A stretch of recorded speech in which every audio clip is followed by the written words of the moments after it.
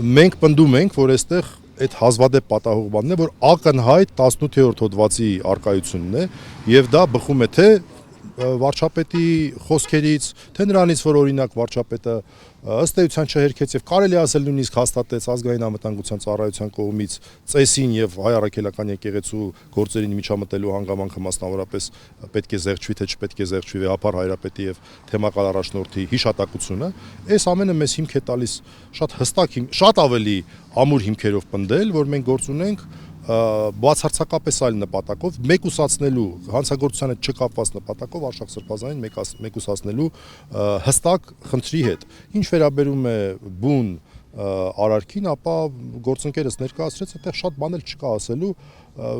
զուտ մի անգամ եւս շեշտադրեմ այդ տրամաբանությունը։ Մի կողմից իրացման նպատակի մասին է խոսում քրեական օրենսգիրքը, բայց մյուս կողմից ակնհայտ է, որ քննչական մարմնի պնդումն այն է, որ այդ ենթադրյալ գործողությունը ենթադրաբար Արշակ Սրբազանի կողմից կատարվել է մայր աթոռ ներխուժած այդ մարդկանց այդտեղից դուրս անելու, վարկաբեկելու նպատակով։ Ինչպես կարող է լինել թմրանյութ իրացնելու նպատակ եւ միաժամանակ անձանց վարկաբեկելու նպատակ։ Դրանք իրար հակասող նպատակներ են, այսինքն ինքնին միջնորդության մեջ ներքին լրջագույն հակասություն է առկա։ Էլ չեմ ասում, որ էլի կարծում եմ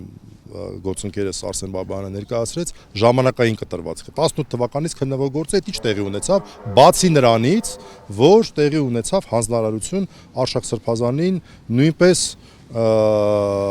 դարձնել անհասանելի օրինակ եպիսկոպոսատ ժողովի համար։ Այդքան բան։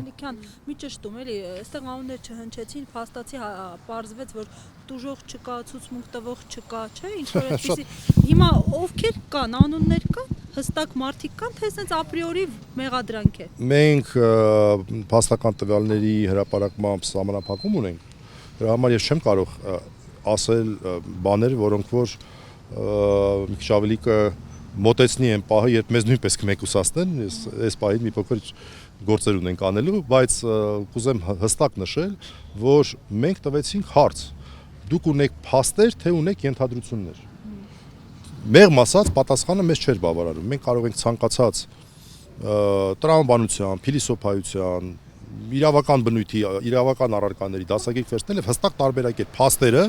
ենթադրություններից։ Մենք փաստ այն մասին ներողություն, ես փաստ եւ ենթադրություն ասացի, ներողություն, այլ բառեր պետք է ասեի։ Տվյալ, փաստական տվյալ եւ ենթադրություն, փաստական տվյալ եւ ենթադրություն։ Մենք չունենք որևէ փաստական տվյալ այն մասին, որ Արշակ Սրբազանը որևէ գործողություն է արել թմրանյութի հետ։ Չունենք որևէ փաստական տվյալ։ Սա ես պնդում եմ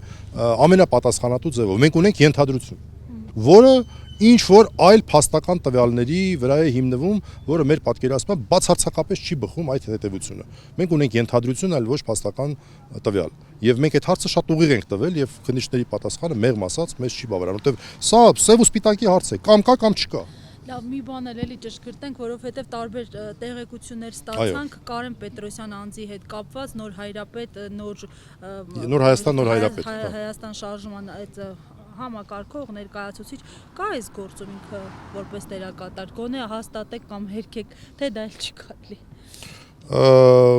Ես կնշեի, որ նա հանդիսանում է այդ շարժման, այսպես հրապարակային փաստ է, որ նա հանդիսանում էր այդ շարժման դեմքերից մեկը, հրապարակային փաստ է, որ այս ուրեմն